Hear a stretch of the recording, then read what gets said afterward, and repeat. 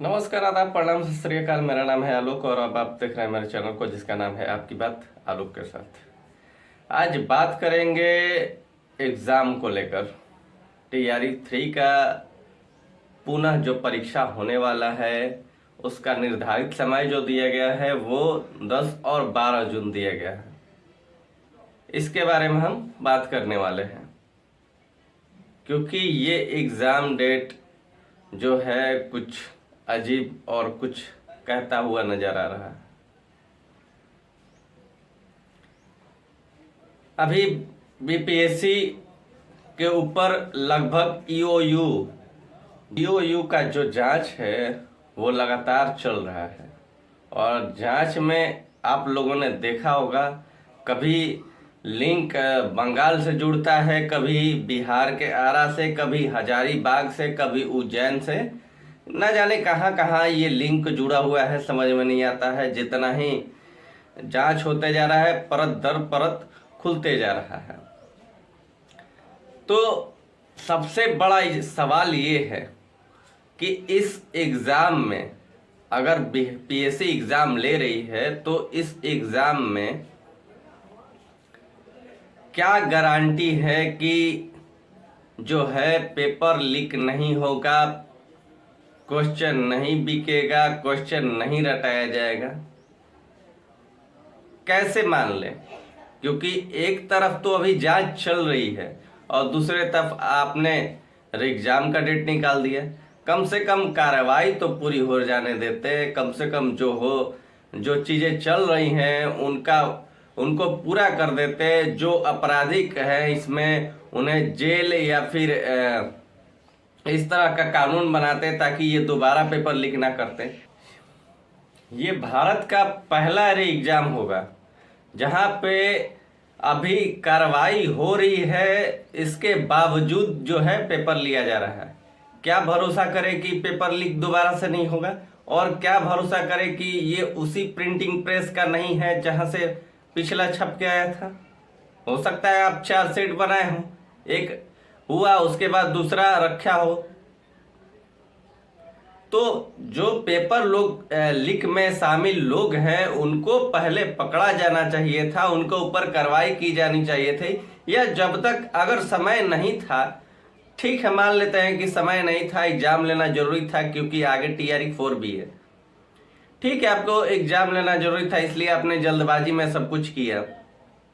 तो कम से कम जिन लोगों को जिनके ऊपर संदेह है उन्हें पूरे एग्जाम तक आप रिमांड पर लिए रहते, उनके ऊपर जेल की कार्रवाई किए रहते, इसके बाद आप एग्जाम लिए रहते। ये भी तरीका हो सकता था। चोर पकड़ा जाए नहीं पकड़ा जाए कोई जरूरी नहीं है, किसकी गलती कुछ पता नहीं चलता। बीपीएससी अपना गलती कभी मानी ही नहीं है। इतना पेपर लीक हुआ इसके बावजूद भी बीपीएससी अपनी गलती कभी मानती नहीं है। तो इन सब तमाम बातों को देखकर लगता है कि एग्जाम ये एक अपना जो नाकामी है पेपर लीक का उसे छुपाने के लिए लिया जा रहा है, या फिर वास्तव में इन्हें परीक्षा लेने का मन है तो इस कंडीशन में ऐसी स्थिति में क्यों ले रहे हैं। क्योंकि ये जो पेपर है लीक हुआ था तो इसके बावजूद आपको पूरे ध्यान से इसको पूरे स्वच्छता के साथ छात्रों के बीच पेश करना चाहिए था। अभी तो सभी छात्र सोच रहे हैं पता नहीं एग्जाम देने जाएंगे फिर पेपर लीक ना हो जाए, फिर वहां से आएंगे पता चलेगा कि पेपर लीक हो गया, उसके बाद फिर से पुनः परीक्षा का एक डेट निकल जाएगा। तो ये सब चीजें जो है सरकार को ध्यान देनी चाहिए और अभ्यर्थियों के मन का जो संशय है उसे भी खत्म करना चाहिए। क्योंकि एग्जाम आप ले रहे हैं, भरोसा अभ्यर्थियों का आपके ऊपर है, पेपर लीक हो रहा है, इसके बावजूद आप उन पे पहले कार्रवाई ना करके आप एग्जाम ले रहे हैं। चलिए एग्जाम भी ले रहे हैं आप, कोई दिक्कत नहीं है, लेकिन कहाँ तक उचित है कि आप उनके ऊपर बिना कार्रवाई किए ही अभी एग्जाम ले रहे हैं। कुछ लोग गए थे जेल, उसके बाद 3-4 दिन के बाद ही छूट गए। और एक बात बता दूं आपको, आज अर्जेंट सुनवाई के लिए 9574 जो है सुप्रीम कोर्ट में लग गया है, जो सीटेट एक्ट केस की जानकारी आपको हमने दी थी। ये केस सुप्रीम कोर्ट में फिर से लग गया है और इसकी अर्जेंट सुनवाई इसलिए हो रही है क्योंकि ये केस जो है झारखंड के साथ, आपको याद होगा कि ये केस जो है झारखंड के साथ टैग है, और टैग झारखंड के साथ ये केस टैग है, तो इस केस की सुनवाई बिहार जो एग्जाम हो रहा है उसमें भी होगी, क्योंकि बिहार और झारखंड का दोनों केस टैग है, और एक केस की सुनवाई अगर झारखंड की होती है तो बिहार की भी सुनवाई होगी। और ये 9574 वाले लोगों के लिए खुशी की चीज है कि झारखंड के साथ इनका केस चल रहा है, और इसमें उन्हें जो भी होगा, झारखंड में भी एग्जाम के लिए डेट निकला है और बिहार में भी, तो अगर झारखंड की सुनवाई होती है और वहां पे स्टे लगता है तो बिहार में भी, अगर स्टे मिलता है झारखंड में तो बिहार में भी आपको स्टे देखने को मिलेगा। और स्टे अगर यदि स्टे लगता है तो एक कदम जो है बढ़ जाएंगे सीटेट एक्ट केस करने वाले लोग, क्योंकि उनकी सफलता एक कदम दिखेगी। ये सफलता उनकी दिखेगी एक कदम वाली, क्योंकि स्टे जैसे ही लगेगा सरकार एग्जाम नहीं ले पाएगी। और स्टे तभी लगता है कोर्ट के द्वारा जब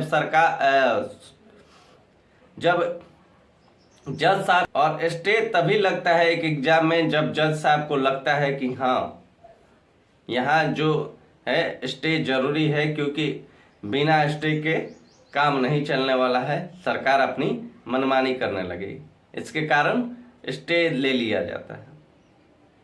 और जज साहब अगर स्टे दे दिए तो आप केस जीत रहे हैं। ज्यादातर ऐसा मामला नहीं होता है कि केस आप जीत रहे हैं, लेकिन कहीं ना कहीं एक सकारात्मक चीज होता है उनके लिए जो केस लड़ रहे हैं कि उन्हें स्टे मिल जाता है। तो आज थोड़ा ये भी महत्वपूर्ण रहेगा कि 9574 में होता क्या है।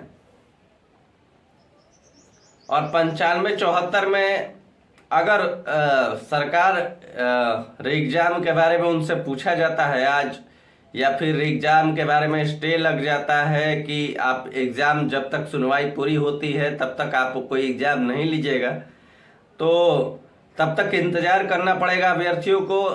खैर, आपका काम है पढ़ना, आप पढ़ते रहिए, क्योंकि जज का क्या मूड होगा, कोर्ट का क्या मूड होगा, ये कुछ भी कहा नहीं जा सकता है। जरूरी नहीं है कि स्टे मिल ही जाएगा, और जरूरी नहीं है कि एग्जाम हुआ तो स्टे नहीं मिला भी। जरूरी ये भी नहीं है कि स्टे अगर नहीं मिला भी तो केस हार जाएगा, ऐसा जरूरी नहीं है। और ऐसा भी नहीं है कि स्टे मिल गया तो आप एग्जाम अब नहीं होगा, कैंसिल हो जाएगा। हो सकता है जानकारी जो है सुप्रीम कोर्ट को कुछ और मिले कि नहीं सीटेट बढ़िया है, जज साहब को लगा कि नहीं पात्रता परीक्षा जो है सीटेट का ये अच्छा है, ये होना चाहिए, ये सारे जो इसमें मेंशन किया हुआ है केस में उसके अनुरूप है, तो फिर सीटेट को रख लिया जाएगा। अगर जज साहब को लगता है कि नियम के ऊपर चला गया है सारा चीज और सीटेट जो है केंद्र के लिए होना चाहिए, ना कि हर एक राज्य के लिए होना चाहिए, तो फिर बातें पलट सकती हैं। लेकिन देखना अब आज यही है कि जीत किसकी होती है। देखना आज यही है कि जीत किसकी होती है, सीटेट एक्ट केस की या फिर उनकी जो एग्जाम देने वाले हैं। खैर, आपका काम है पढ़ना और पढ़ते रहिए। जो भी होगा इस चैनल के माध्यम से आपको अपडेट देते रहेंगे। तब तक के लिए दीजिए इजाजत। आदाब, प्रणाम, नमस्कार, सत श्री अकाल।